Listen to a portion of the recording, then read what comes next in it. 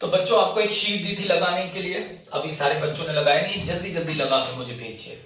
तो वोकैब में आज लास्ट टर्म पे सॉरी हम लोगों ने कैश और क्रेडिट ट्रांजैक्शन समझे थे और दो नए वर्ड समझे थे, डेटर एंड क्रेडिटर। डेटर बोले तो पापा, क्रेडिटर बोले तो मम्मा। याद है आपको? हाँ जी सर, डेटर वो आदमी जिससे हमें पैसे लेने हैं, क्रेडिटर वो आदमी जिसे हमें पैसे देने हैं। I kept it very simple and straight. आज वोकैब के आखिरी कुछ नए वर्ड्स, ठीक है। आज का लेक्चर छोटा जाएगा क्योंकि पेंडिंग काम भी है आपका, लेकिन मैं लेक्चर आगे बढ़ा रहा हूं, ध्यान दीजिएगा। आज बहुत इंपॉर्टेंट नए वर्ड्स हैं। इन वर्ड्स में बहुत बच्चे गलती करते हैं। बच्चा ये मिलिए कौन है सर? ये मैन्युफैक्चरर है। वेरी गुड बेटा, ठीक, नाम मोहन, याद है ना? इनसे मिलिए, ओहो कौन है ये? सर ये तो हम हैं, बिजनेस। Very good. और इनसे मिलिए, दुखी आत्मा, कौन है ये? Sir customer. बेचारा जब तक सामान नहीं खरीदता, गुड्स नहीं खरीदता, तब तक खुश रहता है, उसके बाद दुखी हो जाता है। करेक्ट? आपको बताया था ना कि जब आप इनसे गुड्स खरीदेंगे तो इसको हम लोग क्या बोलते हैं? सर परचेजेस बोलते हैं। Very good. और बच्चा जब इनसे हम गुड्स बेचेंगे तो हम इसे क्या बोलते हैं? सर सेल्स बोलते हैं। सर ये तो पुराना पढ़ा रहे हैं। नहीं नहीं, रुको ना। अब मान लेते हैं कि तुम्हारे पास एक बड़ा सा शोरूम है, ठीक है बच्चों। मान लेते हैं तुम्हारा एक शानदार बड़ा सा शोरूम है, ठीक। शोरूम के लिए तुम मैन्युफैक्चरर से गुड्स खरीदोगे? हाँ सर खरीदेंगे। अब वो बात की बात है कि कैश पे खरीदा या क्रेडिट पे खरीदा, पढ़ा चुका हूं। एक एक खरीद के लाओगे क्या? कस्टमर आया, बोला हमको सामान चाहिए, तो क्या करोगे? एक तो खरीद के लाओगे, जाओगे दौड़ के, रुको रुको लेके आते हैं, ऐसे करोगे? या बल्क में खरीदोगे? सब बल्क में खरीदेंगे, ठीक। तुम हनुमान हो, पहाड़ उठा के ले आओगे? बोलो नहीं ना। तो ऑब्वियस सी बात है, तुम्हें हेल्प लेनी पड़ेगी ना। किससे मंगाओगे? परचेज तो होगा, लेकिन जब गुड्स आएंगे मेरे बच्चों, तो ध्यान से समझो, जब गुड्स आएंगे तो ऑब्वियस सी बात है किसी लॉरी पे लेके आएंगे। सही तो चूहा लग रहा है, सॉरी बेटा, थोड़ा आर्ट के साथ हमारे ये देखिए, कॉम्प्रोमाइज कीजिएगा। ये देखिए सामान रखा है, लॉरी पे रख करके सामान लाएंगे कि नहीं लाएंगे? आप बोलो, लाएंगे ना? अब तुम बताओ, तुम गुड्स खरीद रहे हो तो इसका पैसा भी गुड्स का कर्ज खरीदे, है ना? ये तो गुड्स हो गए। बोलो हाँ। क्या गुड्स मुफ्त में आएंगे तुम्हारे पास, या तुम्हें इस ट्रॉली का खर्चा भी देना पड़ेगा, इस ट्रक का, इस कैरेज का खर्चा देना पड़ेगा? ये क्या है? ये कैरेज है या नहीं? मैं लिख दूं इसे? एक मिनट ध्यान से देखो, ये कैरेज है या नहीं? हाँ सर है ना? इसका भी पैसा देना पड़ेगा कि नहीं देना पड़ेगा? हाँ सर देना पड़ेगा। कौन देगा? तुम दोगे कि मैन्युफैक्चरर देगा? सर हम ही लोग देते हैं। Very good. तुम इसको मंगाए हो तो खर्चा दोगे ना? बोलो हाँ सर। तो इसको याद रखना, बोला जाता है कैरेज इनवर्ड। क्या बोला जाएगा? कैरेज इनवर्ड, एक नया वर्ड, ठीक है। तो जब भी आप गुड्स परचेज करते हैं तो उसका कैरेज पे करते हैं, और वो कैरेज इनवर्ड होता है, ठीक है। समझ गए? और एक बात ध्यान रखना, परचेज कैश और क्रेडिट किसी पे भी हो सकती है, करेक्ट, लेकिन जो कैरेज है वो हमेशा कैश होता है। जैसे रिक्शे वाले को तुम क्या कहोगे, हमको वहां तक छोड़ दो, पैसा कर लेना। सोचो, इमेजिन करो, हाँ, या तुम उसके साथ बैठ गए बिना बताए, क्या चलो हमको वहां छोड़ो, तो ये तो अंडरस्टूड है ना कि कैश पेमेंट होगा। अब तुम वहां पहुंचे और पहुंचने के बाद बोले, हे रिक्शे वाले, ई रिक्शा या नॉर्मल मैनुअल रिक्शा, तुमने बोला कि हम आपको पैसा कल देंगे, तो मालूम रिक्शा वाला क्या कहेगा कि भैया बैठिए जरा, और घुमा के तुमको वापस ले आके वहीं छोड़ देगा जहां से उठाया था। मॉरल ऑफ द स्टोरी कि कैरेज जब भी होगा वो हमेशा कैश ट्रांजैक्शन ही होगा। गुड्स खरीदते समय आप कैरेज पे कर रहे हैं तो उसे कैरेज इनवर्ड कहते हैं, ठीक है। कभी कभी अब बिजनेस से कस्टमर खरीदेगा, बड़ा कस्टमर है, अच्छा कस्टमर है, रिनाउंड कस्टमर है ना, तो मान लेते हैं उसने 10 लाख का सामान खरीदा, अब आपको उसके घर पहुंचवाना है। ऐसा रेयरली होता है लेकिन कभी कभी होता है। आप कहते हैं चलिए sir, as an expression of gratitude after sale service आपकी डिलीवरी फ्री है। सुना है कि नहीं सुना? Delivery free. परचेज करते समय डिलीवरी फ्री नहीं होती, तुम्हें पे करना पड़ेगा, लेकिन तुम सेल्स बढ़ाने के लिए ऑफर्स बनाते हो और कहते हो कोई बात नहीं, आप हमसे सामान खरीदिए, डिलीवरी चार्ज हम देंगे, डिलीवरी फ्री। सुना है कि नहीं?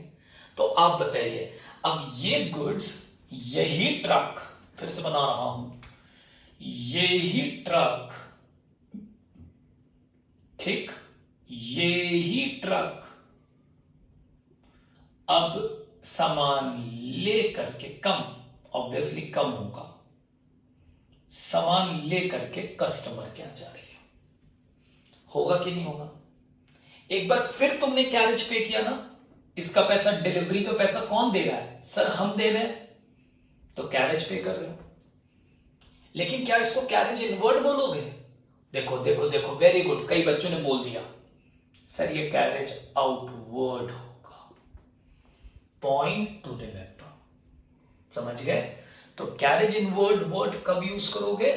जब गुड्स खरीदोगे और उसका कैरेज का पैसा दोगे। कैरेज आउटवर्ड क्या होगा? क्या होगा? जब बेचोगे और डिलीवरी चार्जेस तुमने किसी का फ्री कर दिया है तो वो पैसा तुम्हें देना पड़ेगा, ठीक। ऐसा कम होता है लेकिन होता है, ठीक है।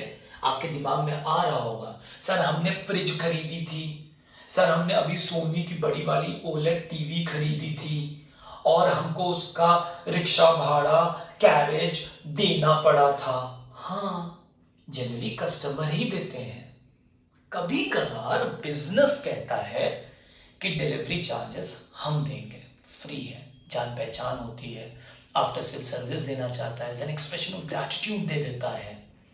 बड़ा सामान, महंगा सामान कुछ किसी ने खरीदा, तो कभी कभी ये होता है, हमेशा नहीं होता, ये तो हमेशा होता है, ठीक है। खैर, ये हो या ये हो, ठीक है, दोनों ही याद रखना, रिवर्स नहीं है, दोनों ही खर्चे हैं।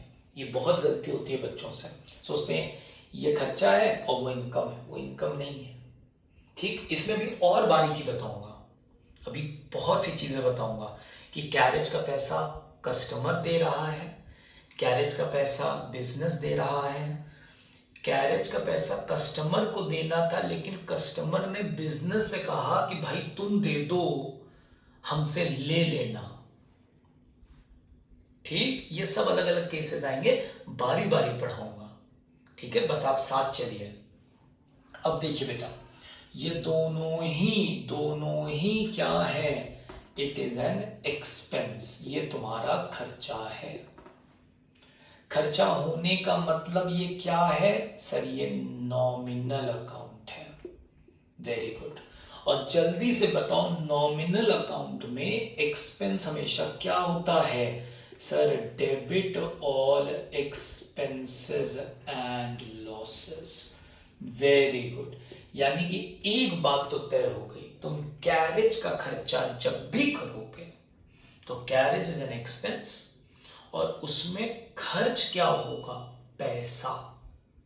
लोग यहां बहुत कंफ्यूज होते हैं बेटा, उनको लगता है कैरेज पे किया, कैरेज पे किया। अरे कैरेज कोई रुपए थोड़ी है, जो आपने रुपए खर्च किए वो किस मत में खर्च किए, वो मत होता है, वो हेड होता है, उसका नाम है कैरेज। समझ में आई मेरी बात?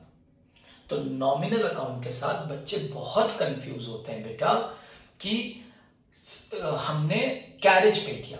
अब जैसे मान लेते हैं कि मैंने विकास भैया को salary the, just an example, ठीक 5,000 रुपए मैंने दिया। देखिए कैसे सोचना है वो चीज सीखिए।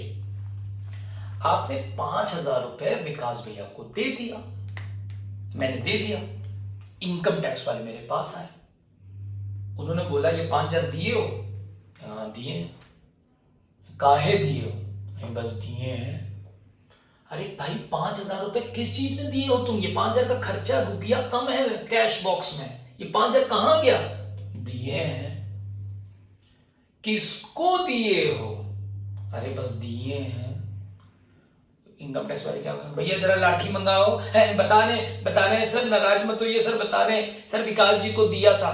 किस बात का दिया था?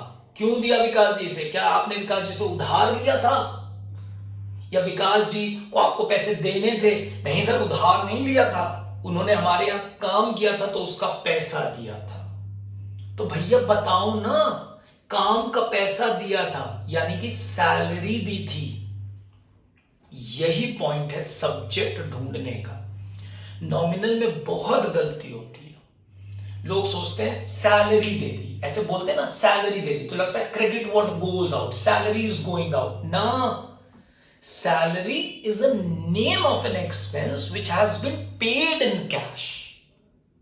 ठीक है, तो हर एक्सपेंस का एक नाम होता है, name of an expense. Her expense का एक नाम होता है और वो हमेशा क्या होता है? Paid in cash. तो ये दो बातें याद रखिएगा। हम लोग हमेशा सोचते हैं सैलरी पे कर दी तो सैलरी जा रही है, कोचिंग की फीस दे दी तो फीस जा रहा है ना। Fees is a subject, it is a name of an expense which has been paid in cash। तो दो अकाउंट आएंगे हमेशा, एक तो नेम ऑफ एन एक्सपेंस आएगा और वो हमेशा किस में पे होगा? कैश में होगा। सर अगर कैश में पे नहीं हुआ तो बताऊंगा आगे, आज नहीं, अभी नहीं, अभी तो इनिशियल पे हो। ठीक है, अभी तो वोकैब बना रहे हो, कौन कौन से टर्म्स मिलेंगे पक्का। तो name of an expense is always paid in cash। तो बताओ name of an expense? Sir carriage. Carriage या कैरेज इनवर्ड, इसका ना कैरेज इनवर्ड बोलते हैं, कुछ लोग इसको कैरेज भी बोलते हैं। मैं लिख दूं और कैरेज और कैरेज ऑन परचेज, इसके 3 नाम है बेटा, इसका सिर्फ एक नाम है कैरेज आउटवर्ड। फिर से रिपीट कर रहा हूं, कैरेज लिखा हो, कैरेज इनवर्ड लिखा हो या कैरेज ऑन परचेज लिखा हो, ये तीनों ये होता है। इसका सिर्फ एक नाम है कैरेज आउटवर्ड। ठीक, तो बेटा carriage inward is an expense और नॉट? कैरेज इनवर्ड हो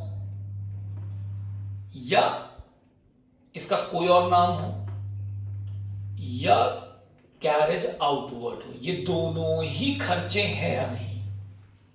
क्योंकि तुम पे कर रहे हो, तुम मतलब बिजनेस पे कर रहे हो, ये दोनों खर्चे हैं और ये दोनों किस में पे किए जाएंगे? Paid in cash.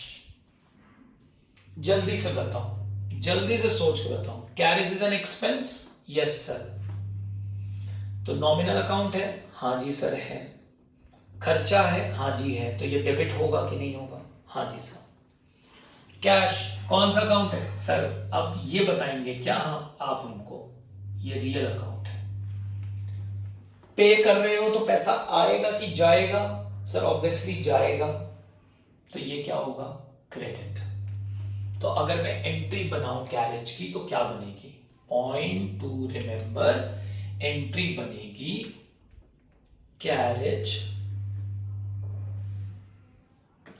इनवर्ड या आउटवर्ड, कुछ भी हो, अकाउंट डेबिटेड टू कैश। ठीक, कुछ बच्चे कहते हैं सर हमने चेक से पेमेंट किया। अच्छा, रिक्शे वाले को तुम चेक से पेमेंट करोगे, एटीएम कार्ड से पेमेंट करोगे, कि बैंक से पैसा जाएगा? सिंपल बात है, carriage inward oblique outward, account debited to cash. चाहे ये हो चाहे ये, दोनों आपका खर्चा। बच्चे कंफ्यूज क्या होते हैं, कहते हैं आउटवर्ड मतलब उल्टा, इन का उल्टा आउट, तो ये डेबिट होता है तो ये क्रेडिट कर दो। इस तरह की बेवकूफी मत कर देना मेरे बच्चे, पक्का? तो ये बन गई आपकी इसकी जर्नल। स्टेप 1 2 3 4 क्लियर कर लेंगे। तो आज हम लोगों ने कैरेज इनवर्ड और कैरेज आउटवर्ड के बड़े इंपॉर्टेंट कंसेप्ट को समझा, और हमेशा याद रखेंगे कि ये कैश में ही होगा, ये कभी क्रेडिट पे हो नहीं सकता। हो सकता है पैसा आपने दिया और बाद में आप लें किसी से, लेकिन देना पड़ेगा। रिक्शा भाड़ा आप कल पे डाल नहीं सकते। ठीक है, चलो, थैंक यू, बाय, एंजॉय।